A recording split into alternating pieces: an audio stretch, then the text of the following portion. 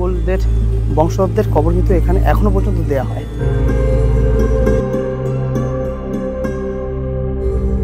তো এই হলো বিখ্যাত মুর্শিদাবাদের হাজারদুয়ারি প্যালেস। তো চলো আপাতত কাঠগোলা বাগানের মধ্যে ঢোকা হোক। তো এখন যেখানে রয়েছি সেখানে হলো মির্জাফরের 1100খানা কবর। কেমন আছো? আমি হলাম রাজু, আর আজকে আমি চলে এসেছি মুর্শিদাবাদে। আর এখন এই মুহূর্তে দাঁড়িয়েছি কিন্তু হাজারদুয়ারির সামনে, যেটা মুর্শিদাবাদের অন্যতম একটা দর্শনীয় স্থান। একদিনে এসে মুর্শিদাবাদের ফেমাস জায়গাগুলো কিভাবে ঘুরবে আর কত টাকা খরচ হবে আর কোথায় কোথায় ঘুরবে সবগুলো কিন্তু দেখাবো আজকের এই ভিডিওতে। তো একটু স্কিপ না করে চলো ভিডিওটা শুরু করা যাক। তো এখন রয়েছি শিয়ালদার উত্তর শাখার যে ট্রেনগুলো আছে সেখানে। মুর্শিদাবাদ যেতে গেলে শিয়ালদা থেকে লালগোলা লোকাল ধরতে হয়, যেটা প্যাসেঞ্জার ট্রেন রয়েছে এবং এক্সপ্রেস ট্রেনও রয়েছে। শিয়ালদা থেকে সময় নেয় মুর্শিদাবাদ যেতে প্রায় 5 ঘন্টা এবং ভাড়া 80 থেকে 100 টাকা মতো নেয়। তো আজকে আমরা চলেছি লালগোলা এক্সপ্রেসে। তো চলো স্টেশনে নেমে কথা হচ্ছে। তো এখন চলে এসেছি মুর্শিদাবাদ স্টেশন, আর ওভারব্রিজ পেরিয়ে ওপারে আছে টোটো, আর টোটো একটা ভাড়া করে তারপর কিন্তু ঘোরা আরম্ভ হবে। তো এসছি এখন স্টেশন থেকে বের হয়ে। প্রচুর টোটো আছে, যে টোটোগুলো মোটামুটি নিয়ে যায় ঘোরার জন্য। তো একটা টোটো হায়ার করেছি, কত টাকা নিয়েছে ডেসক্রিপশন বক্সে দিয়ে দেবো, আর দাদার নাম্বার দিয়ে দেবো। তো সবে যেটা স্টার্ট করেছি, প্রথম যেটা নিয়ে যাবে সেটা হলো কাটরা মসজিদ, আর পাশে কি কামান আছে, আর যতগুলো দর্শনীয় স্থান আছে হাজারদুয়ারি মানে মুর্শিদাবাদ সবগুলোই কিন্তু দেখাবে। তো চলো ভিডিওটা শেষ অবধি দেখতে থাকো।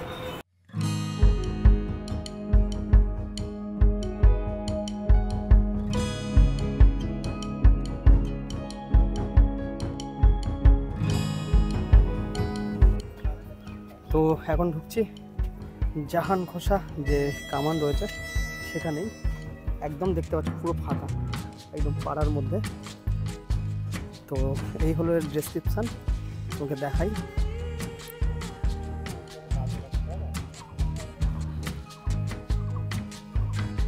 তো কামানটা দেখতে পাচ্ছ কি বিরাট কামান, আর এর নাম কিন্তু জাহান ঘোষা কামান। আর এটা সোনার উপর টিন এই টাইপের, মোট 8খানা ধাতু দিয়ে কিন্তু তৈরি। আর এর ওজন 112 মণ, মানে বুঝতে পারছো 1 মণ মানে কিন্তু 40 কেজি, মানে 112 মণ। একবার ইউজ হয়েছিল এটা। তো সে সময় এত পরিমাণে গোলা লেগেছিল যে এটা একবার যখন ফায়ার করা হয় তখন কিন্তু আশেপাশের যত প্রেগনেন্ট মহিলা ছিল তাদের সবার কিন্তু বাচ্চা নষ্ট হয়ে যায়, গর্ভপাত হয়ে। তাই এটার নাম হলো কিন্তু জাহান ঘোষা কামান। আর তারপরে কিন্তু এর যে মুখটা আছে, মুখটা একবার দেখাই। তারপর এই মুখটা কিন্তু সিল করে দেওয়া হয়। তো যেমনটা দেখালাম জাহান ঘোষা কামান। আর এর পাশেই মানে কিছুটা দূর রয়েছে কিন্তু কাটরা মসজিদ, যেখানে কিন্তু প্রচুর সিনেমা শুটিং হয়েছে, আর খুব মুর্শিদাবাদের দারুণ একখানা দর্শনীয় স্থান। তো চলো আপাতত সেখানে যাওয়া যাক। আর অবশ্যই পুরো ভিডিওটা দেখো, ভালো লাগলে একটা লাইক করে দিও। তো চলো যাওয়া যাক।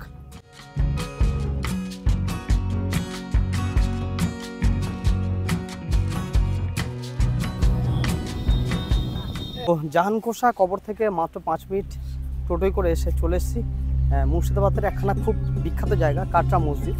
আর এখানে কিন্তু অনেক সিনেমার শুটিং হয়েছে, আর জায়গাটা খুব সুন্দর। আর এখানে কিন্তু মুর্শিদাবাদের কবর রয়েছে। তো চলো জায়গাটা তোমাকে একবার ভালো করে দেখাই। তো যেমনটা দেখতে পাচ্ছ ঢুকে পড়েছে একদম কাটরা মসজিদের পাশেই। আর চারদিকে সুন্দর সুন্দর গাছ লাগানো আছে, আর ঘাসও রয়েছে খুব সুন্দর। আর তোমাকে একবার দেখাই এর উচ্চতাটা কত বড়। এই হলো উচ্চতা, খালি একবারে দেখো। অন্তত 50 ফুটের কাছাকাছি এর 2খানা পিলার রয়েছে, 1খানা পিলার আর 1খানা পিলার রয়েছে ওই মাথায়। কিন্তু এর ভেতরে ঢুকলে তুমি আশ্চর্য হয়ে যাবে। খুব সুন্দর ছবি তোলা স্পট, আর হিস্টোরিক্যাল প্লেস হিসাবে মানে মুর্শিদাবাদের 1 নম্বরের যদি থাকে হাজারদুয়ারি, 2nd নম্বরে কিন্তু রয়েছে এটা। এখন ঢুকছি কিন্তু কাটরা মসজিদের মধ্যে। একবার দেখো জায়গাটা কিন্তু একটু বেশ ভয় ভয় ব্যাপার লাগছে, গাছ ছমছম পড়ছে। কথাটা খালি দেখো ইকো হচ্ছে কিন্তু এখানে। তো পুরোটা তোমাকে দেখানোর চেষ্টা করি। সব জায়গায় কিন্তু ছোট ছোট করে কক্ষ রয়েছে, সব জায়গাতে, যেগুলোতে তোমার দেখাচ্ছি বাইরে থেকে কক্ষ রয়েছে। আর এই হলো নিচের জায়গাটা, এই যে। আর আমরা কিন্তু এখন যাব এই দিক থেকে। আর সম্পূর্ণ জায়গা থেকে কিন্তু রয়েছে ছোট ছোট বাইরে থেকে আসার জন্য এক কক্ষ। আর তার মধ্যে দিয়ে যেটা দিয়ে আমরা এলাম, এরকম কিন্তু প্রচুর রকম কক্ষ রয়েছে। আর সামনের জায়গাটা কিন্তু দেখো অসাধারণ সুন্দর লাগছে, অসাধারণ সুন্দর, মানে ভাবতে পারবে না। 1723 সালে সম্ভবত মুর্শিদ কুলি খাঁ এটা তৈরি করেন। তো যেমনটা দেখতে পাচ্ছ, ঢুকে গিয়েছি কাটরা মসজিদের মধ্যে। আর 1723 সালে কিন্তু এটা মোটামুটি মুর্শিদ কুলি খাঁ তৈরি করেন। এত বড়, কত বিঘার জমির ওপর আমি যাই না, প্রচুর বড় এরিয়া নিয়ে। আর এর মধ্যে কিন্তু রয়েছে প্রচুর ছোট ছোট কুঠুরি, যাকে গুপ্ত কুঠুরি বলা হয়।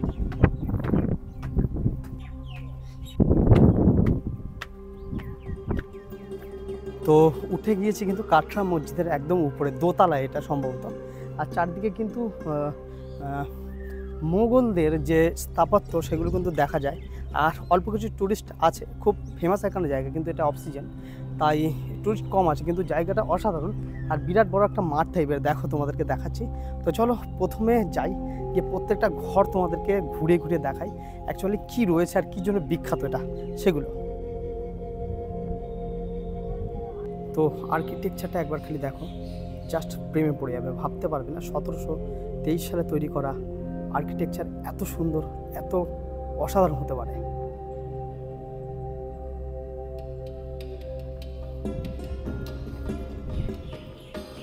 তো এই হলো সেই কক্ষের মধ্যে ঢুকলেই উপর দিকে রয়েছে খুব সুন্দর একখানা আর্কিটেকচার তৈরি, একখানা উপর তালার জিনিস।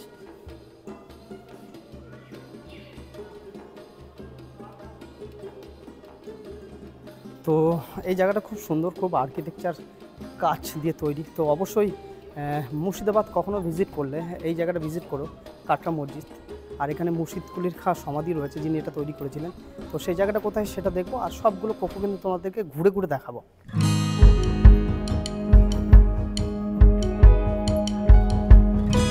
এমনটা দেখানোর চেষ্টা করছি। এখানে এই উপরে দোতলায় রয়েছে কিন্তু এরকম ছোট ছোট কুটুরি, আর সবগুলো কিন্তু বাইরে থেকে খোলা যায় না, কখনো কোনো গ্রিল তো ছিলই না, আর নর্মাল কিছু ছিল কি না। তবে এখানে কিন্তু নুসরত এবং মিমি চক্রবর্তী আর আমাদের হলিক্স বয়, কি নাম মনে নেই, সোহম, একটা সিনেমা করেছে উপরে, আমি যেটা তোমাকে দেখাচ্ছি সেই সিনেমার শুটিংটা কিন্তু পুরোটাই এখানে হয়েছিল।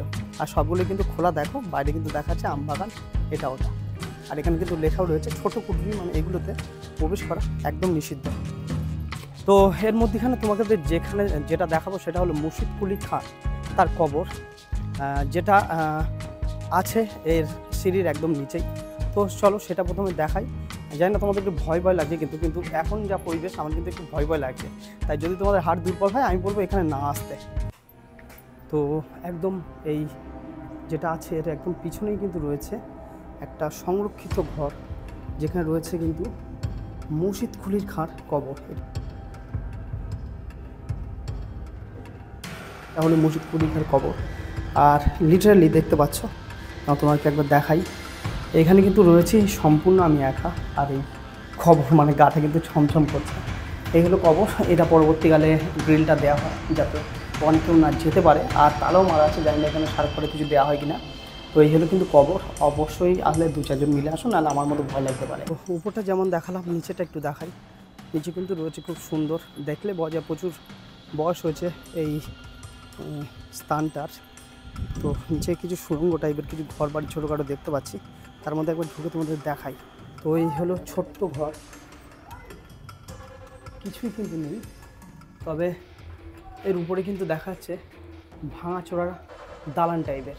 তো এই যে কাটরা মসজিদ দেখতে পাচ্ছ, এখানে কিন্তু একসাথে 2000 মানুষ কিন্তু একসাথে নামাজ পড়তো, যদিও এখন সেটা সরকারিভাবে বন্ধ রয়েছে।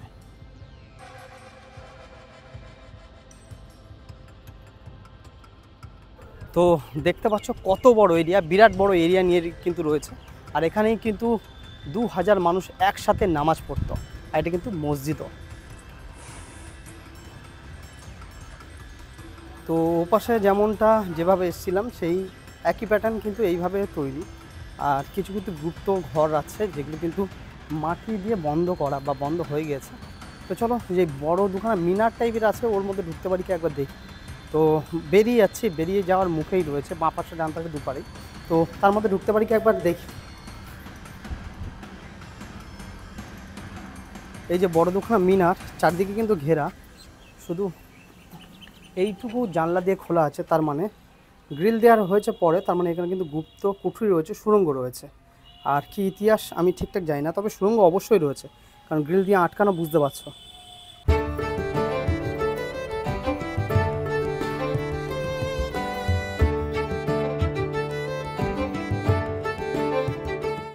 তো কাটরা মসজিদ দেখালাম, যতই হিস্ট্রিক্যাল প্লেস হোক, এটার চেয়ে আমার বেশি ভালো লেগেছে ফটো তুলতে, জায়গাটা অসাধারণ। তো যাই না, এরপর কোন স্পট দেখাবে আমাদের দাদা ড্রাইভারদা। তো চলো আগামী নেক্সট কোন জায়গায় যাওয়া হবে সেটার দিকে আপাতত যাই। তো কাটরা মসজিদ থেকে এখন চলে এসেছি প্রায় কাঠগোলা যে বাগান আছে তার সামনে একদম দাঁড়িয়ে আছে। তো ঢুকবো, ঢুকে এর মধ্যে দেখি কি রয়েছে।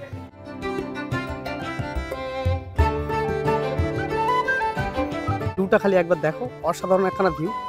দুপারে গাছ আর মাঝখানে গাছের ছায়া পড়েছে, আর হালকা হালকা বৃষ্টি হচ্ছে, অসম্ভব সুন্দর একখানা দৃশ্য। মূলত কাঠগোলা বাগানে বাইজি যে নাচ হতো, সেই নাচের মহল আছে, মিউজিয়াম আছে, এছাড়া ইতিহাসের সাক্ষী হিসাবে প্রচুর নিদর্শন কিন্তু রয়েছে এখানে। আর কাঠগোলা বাগানের মধ্যে ঢোকার রাস্তাতেই দেখো কত সুন্দর এই ঢোকার এন্ট্রি গেটটা, দারুণ। তো অবশ্যই আসলে এখানে প্রথম কিছু ছবি তুলে নাও, তারপর তো টিকিট কাটো, 30 টাকা করে সম্ভবত কোনো টিকিট। তো চলো সেগুলো সবই দেখাবো, তার জন্য অবশ্যই ফুল ভিডিওটা দেখতে হবে। তো এখানে মোটামুটি এতগুলো জিনিস রয়েছে যেটা 30 টাকার বিনিময়ে কিন্তু দেখতে পাবে। তো দাঁড়িয়ে আছে এই মুহূর্তে কাঠগোলা বাগানের একদম সামনে। আর এখানকার দর্শনীয় জিনিস যেটা রয়েছে সেগুলো হলো এখানকার চিড়িয়াখানা আর মিউজিয়াম। তো দোতলায় উঠতে গেলে কিন্তু 20 টাকা দিতে হবে, প্রত্নতান্ত্রিক জিনিসপত্র রয়েছে কিন্তু সেগুলো ভিডিও করতে দেবে না, তাই উপরে উঠছি না। তোমরা অবশ্যই আসলে উপরে উঠতে পারো আর ভিডিও উপরে উঠে দেখতে পারো। তো কাঠগোলা বাগানের একদম ফ্রন্ট সাইডে দাঁড়িয়ে আছি, আর আমি যার সাথে এসেছি আমাকে যে জোর করে নিয়ে এসছে সন্দীপ দা, আর এখানে দীপক দাও জোর করে এনেছে। বাড়িতে ঘুমাচ্ছিলাম, তো এসে ভালোই হয়েছে, খুব সুন্দর সুন্দর জিনিস দেখছি, যদিও কাঠগোলার মধ্যে এখনো ঢুকতে পারিনি। তো চলো আমার সাথে অবশ্যই যা হবে কাঠগোলা প্যালেসে। আমরা কিন্তু জোর করে নিয়ে আসিনি, ওটা অ্যাকচুয়ালি মিথ্যে কথা। তো চলো আপাতত কাঠগোলা বাগানের মধ্যে ঢোকা হোক, আর কি জন্য বিখ্যাত কাঠগোলা বাগানটা সেটা একবার দেখা হোক। মুঘল ইতিহাসে কাঠগোলা প্যালেসের নাম অন্যতম। প্রধানত এটি লক্ষণ সেন তৈরি করেন বলে মনে করা হয়, আর এটার নাম হয় কাঠগোলা প্যালেস। কেউ কেউ মনে করেন এখানে কাঠগোলাপের জন্য এর নাম হয় কাঠগোলা প্যালেস, আবার কেউ মনে করেন এখানে কাঠের গোলা ছিল যার জন্য এটাই নাম হয়। তবে এখানে রয়েছে কিন্তু ইতিহাসের প্রচুর কিছু দেখার জিনিস, যেটা আমি কিছুটা দেখানোর চেষ্টা করছি।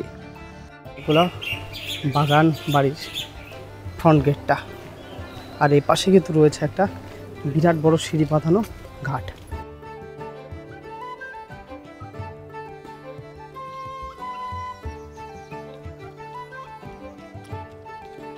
রঙিন মাছগুলো খালি দেখো, এই পুকুরে মাছ প্রচুর পরিমাণে রয়েছে। একটা দেখা, কাঠগোলার বাগান বাড়ির ভেতরে ক্যামেরা করার অনুমতি পাইনি, তাই বাগানের মধ্যে চলে এসেছি। আর এখানে রয়েছে কিন্তু খুব সুন্দর হাতের কাজের একখানা জৈন মন্দির, আর এই জৈন মন্দিরে কিন্তু ক্যামেরা করা অ্যালাউ নয়, তাই ভেতরটা দেখাতে পারিনি। তবে বাইরের ভাস্কর্যটা কিন্তু ছিল চোখে পড়ার মতো, আর চারদিকে কিন্তু রয়েছে বাগানে বাগানে একদম ভর্তি।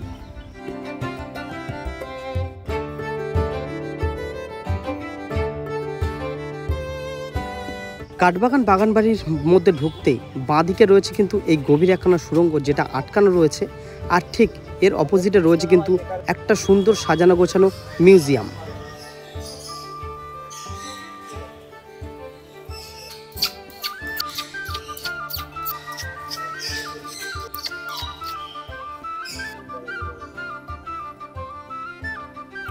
তো এই ছিল কিন্তু কাঠবাগানের চিড়িয়াখানা আর অন্যান্য জিনিসপত্র। ফিডব্যাক জায়গায় কিন্তু ভিডিও করতে দিচ্ছে না, তাই যদি তোমরা আসো কিন্তু চাক্ষুষ দেখতে হবে, ভিডিওতে দেখাতে পারলাম না।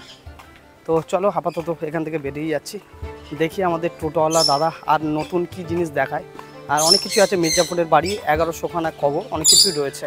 তো চলো আপাতত সেই দিকে যাই।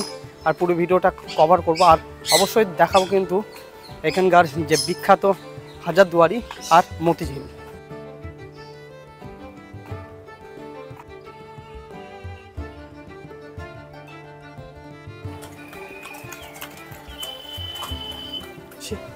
নসিপুর রাজবাড়িতে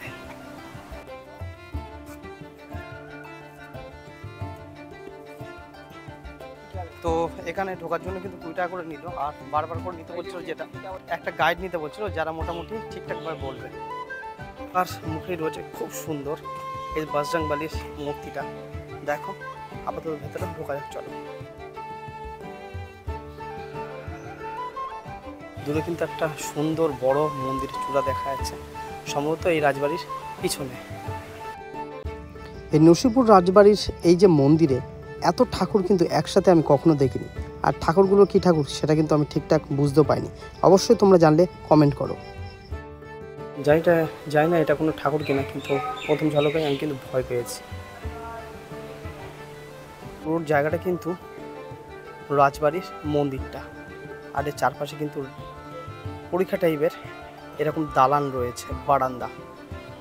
তো এই যে রাজবাড়িতে ঢুকেছি, এখানে যতগুলো এই বারান্দায় যতগুলো ভগবান বা ঠাকুরের মূর্তি আছে, আমি 100% শিওর এরকম মানে এইরকম টাইপের ভগবান বা ভগবানের মূর্তি কিন্তু তোমরা আগে কখনো দেখোনি। দেখলে অনেকটা ভয় লাগবে। আর আমি কিন্তু প্রথম দেখে আমার কিন্তু ভয় ভয় ফিল হচ্ছে, যদিও শেষ মানে একদম শেষটায় রয়েছে ভগবান শিব। তো যেমনটা তোমাদেরকে আমি শুধু গল্প করি, আর একটা ভগবান দেখাচ্ছি, দেখো চেনো কিনা। এই দেখো, আমি জানি না এটা কি ভগবান। তো সত্যি কিন্তু দেখে মানে সেই ভয় পাওয়ার মতো একটা ব্যাপার কিন্তু থেকে যায়। তো এই নসিপুর রাজবাড়িতেই কিন্তু রয়েছে আস্ত একখানা মিউজিয়াম, যদিও সেখানে কিন্তু ফটোগ্রাফি ভিডিওগ্রাফি সব করাই বারণ। তাই তোমরা এলে কিন্তু দেখতে পাবে অসাধারণ কিন্তু মিউজিয়ামটা। তো এখন এই রাজবাড়ির পাশে কিন্তু রয়েছে একখানা ফাঁসি দেওয়ার মঞ্চ। তৎকালীন প্রজারা যদি খাজনা না দিতে পারত, তাহলে কিন্তু তাদেরকে এইখানে ফাঁসি দেওয়া হতো। আর কত শত শত যে ফাঁসি দেওয়া হয়েছে তার কিন্তু কোনো হিসাব নিকাশও নেই।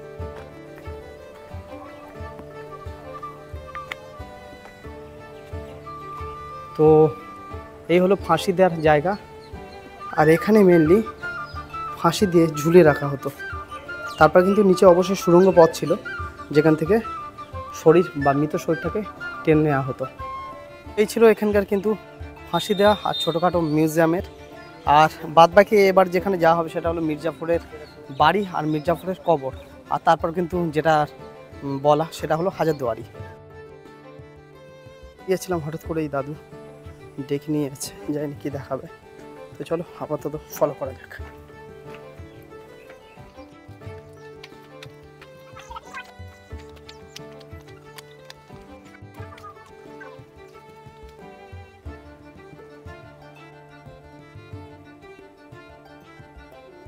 খুব সুন্দর একটা মন্দির কিন্তু রয়েছে, সম্ভবত ইনি হয়তো দেখাশোনা করেন তাই নিয়ে আসলেন।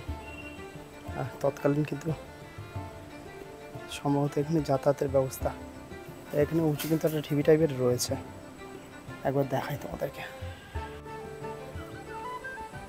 হলো যে মির্জাফর, সেই মির্জাফরের কিন্তু বাড়ি, আর এটাই কিন্তু বাড়ি, এর ভেতরে কিন্তু প্রবেশ নিষেধ। মির্জাফরের বাড়িতে অ্যাকচুয়ালি কিন্তু প্রবেশ নিষেধ, তাও ঢুকছি। লোকাল ছেলেপুলে বললো ঢুকো, সমস্যা নেই। তাই কিন্তু কিছু নেই, একটাই শুধু মসজিদ রয়েছে, এছাড়া আর কিন্তু কিছুই নেই। তাই কিন্তু ব্যাক করবো এবার। তো এরপর কিন্তু যেখানে যাব সেটা হলো 1100খানা কবর মির্জাফরের বংশধরদের। তো সেখানে আপাতত কবরস্থানে যাব। তো একটু থ্রিলিং ব্যাপারটা হচ্ছে। তো চলো সবাই মিলে যা যাক।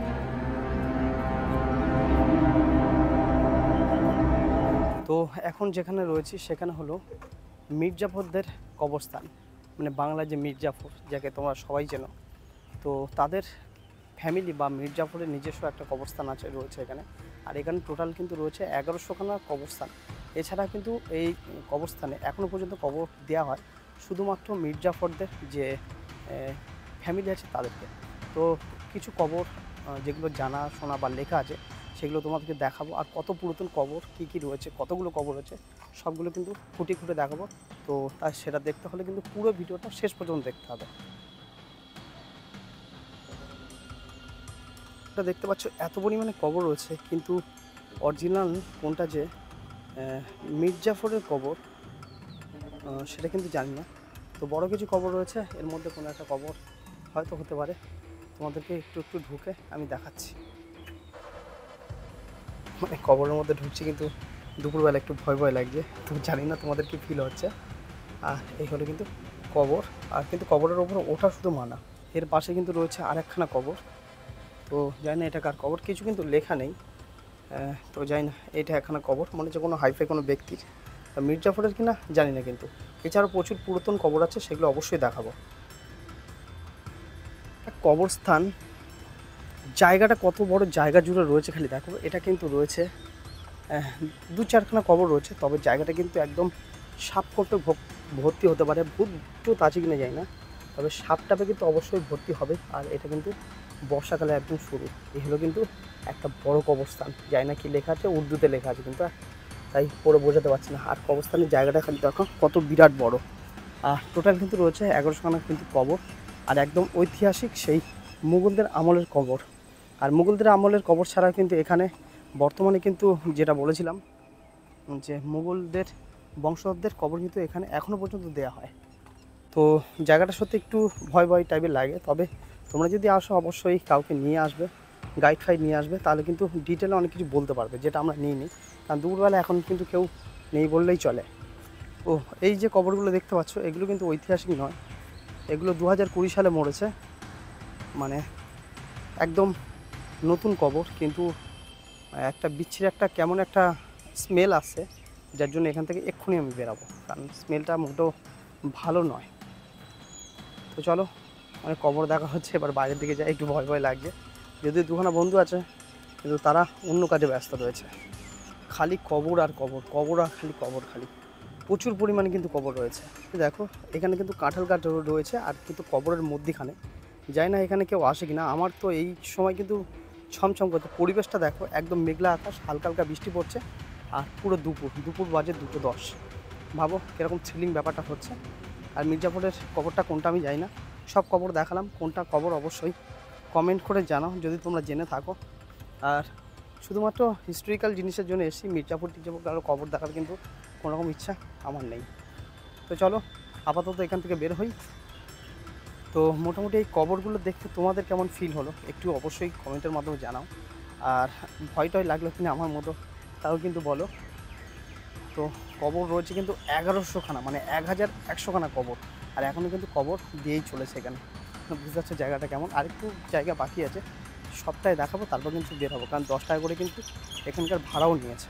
একটা কবরের জন্য খালি এত বড় একটা জায়গা কিন্তু রয়েছে শুধুমাত্র একটা ব্যক্তির জন্য সংরক্ষিত করা। মানে ভাবো, খালি ভাবো কত বড় জায়গা, শুধু কবর আর কবর। মানে কবরের রাজ্যে যেন চলে এসেছি, শুধু কবর, ভাঙা চোরা পুরাতন, এদিক সেদিক প্রচুর কিন্তু আনাচে কানাচে প্রচুর পরিমাণে কবর রয়েছে। মানে ওরা কিন্তু চলে গেছে, আমি একা রয়েছে এই মুহূর্তে, আর ভয় লাগছে, তাই কিন্তু থাকবো না। আরেকখানা ছোট্ট জিনিস দেখাই। তো একখানা কবরে যাওয়ার ইচ্ছা হয়েছে, কবরটা খুব ফাটাফুটো, যায় না কার কবর, লেখাই নেই কিছু। তোমাদেরকে দেখাই, এই হলো কবর। বাবা ভয় লাগছে বেশ আমার, কবরটা দেখাই, কার নাম আছে, কার নাম আছে। 1812 সালে মরেছে এপ্রিল মাসে, জানি না কী নাম আছে। দেখাচ্ছে কিন্তু 1812 সালে, কী নাম আছে বুঝতে পারছি না।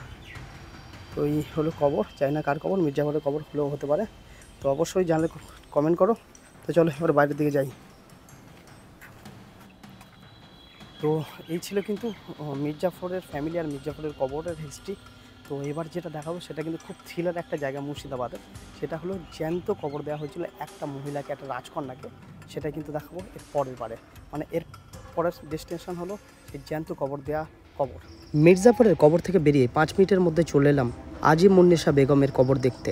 ইনি কিন্তু মুর্শিদ কুলি খাঁর মেয়ে, যিনি কিনা বাচ্চাদের কলিজা বের করে প্রতি রাতে খেতেন, এবং তার খাবার যখন বাড়তে শুরু করলো তখন মুর্শিদ কুলি খাঁ কিন্তু নিজেই তার মেয়েকে ধরে এখানে জ্যান্ত কবর দিয়ে দেন, যাতে অন্য কোণের কলিজা আর না খেতে পারে। কিন্তু মৃত্যুর পরও শোনা যায় ইনি কিন্তু এখানকার কলিজা খেতে ছাড়েননি। তাই এই জায়গাটা কিন্তু আসতে হলে একটু ভয়াবহ লাগতে পারে, আর ভয়ঙ্করও বটে, যদিও ভিডিওগ্রাফি এখানে কিন্তু সম্পূর্ণভাবে নিষিদ্ধ।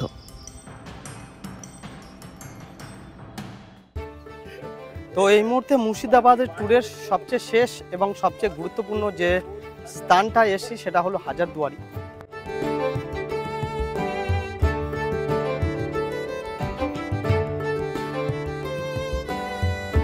আর 25 টাকা করে কিন্তু টিকিট নিয়েছে। গাইড নেওয়ার কথা বলছিল, আমরা নিয়ে নিই, কারণ কি হচ্ছে আমরা জানি না, জানি সব নিজেরাই জানি। তো এর মধ্যে ঢুকেছি, সামনেই দেখতে পাচ্ছি হাজারদুয়ারি, তোমাদেরকে একবার দেখাই। এই হলো হাজারদুয়ারি রয়েছে, আর ভেতরে আর কি কি ফ্যাসিলিটি আছে, কি কি দেখার মতো আছে, কোথায় কি আছে, সবগুলো পুঙ্খানুপুঙ্খভাবে কিন্তু দেখাবো। তো একটু না কেটে ভিডিওটা প্রায় শেষ মুহূর্তে চলে এসে, আর শেষ পর্যন্ত দেখো, অবশ্যই ভালো লাগবে, একটা লাইক করে দিও। তো এই হলো কিন্তু মুর্শিদাবাদের খুব ফেমাস এখানে জায়গা হাজারদুয়ারি। মানে মুর্শিদাবাদ অ্যাকচুয়ালি দুটো জিনিসের জন্য এখন খুব ফেমাস, সেটা হলো হাজারদুয়ারি আর সেকেন্ড হলো অরিজিৎ সিং। তো হাজারদুয়ারি কিন্তু হাজারখানা দরজার জন্য এর নাম হচ্ছে হাজারদুয়ারি, কিন্তু হাজারখানা দরজার মধ্যে বেশিরভাগ দরজায় কিন্তু নকল, কারণ যাতে শত্রুরা এই দরজা দেখে ভড়কি খেয়ে যায় যে কোনটা অরিজিনাল দরজা, তার জন্য কিন্তু হাজারখানা দরজা তৈরি করা হয়েছিল। আর এটা সম্ভবত মীর জাফরের ৫ম কোনো বংশধর এই হাজারদুয়ারি তৈরি করেছিল। তো এই হাজারদুয়ারি এর আশেপাশে রয়েছে কিন্তু একটি ক্লক টাওয়ার, আর এ পাশে ওরকম বড় হাজারদুয়ারির মতোই দেখতে কি একটা জানি না, তবে এখানে যাব। আর এ পাশে সম্ভবত মসজিদের মতো কিছু একটা রয়েছে, আর ওপারেও রয়েছে কিন্তু একখানা মসজিদ। তো প্রথমে চলো তোমাদেরকে ঘুরে দেখাবো, সেটা হলো হাজারদুয়ারির মধ্যে কি রয়েছে সেটা তোমাদেরকে একবার দেখাই, তারপর অবশ্যই দেখাবো এখানে কি কি রয়েছে। তো ঘুরতে একদম প্রথমে রয়েছে যে এন্ট্রি গেট, প্রবেশ পথ। আর প্রবেশ পথ হলো এই হাজারদুয়ারির একদম নিচ দিয়ে বাদিক থেকে ঢুকতে হয়, আর তার পাশে কিন্তু রয়েছে একখানা কামানটা খালি একবার দেখো, খুব সুন্দরভাবে সাজানো রয়েছে একখানা কামান। আর আমরা কিন্তু এই রাস্তা দিয়ে এখন ঢুকে যাবো ভেতরে, জানি না কি আছে।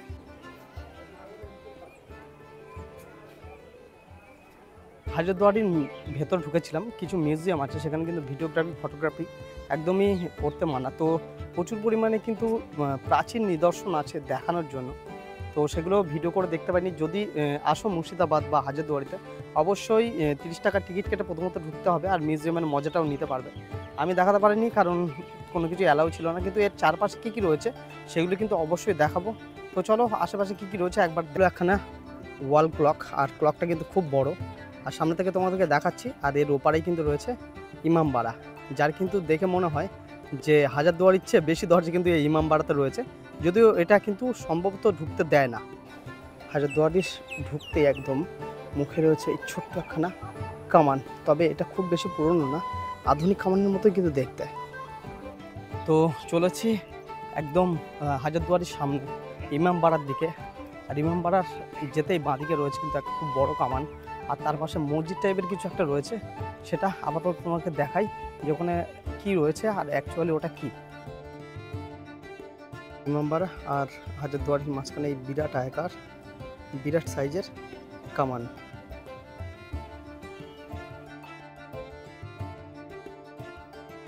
কিন্তু মসজিদ টাইপের কিছু, কিন্তু কি আমি জানি না, দরজা ফরজা রয়েছে বন্ধ।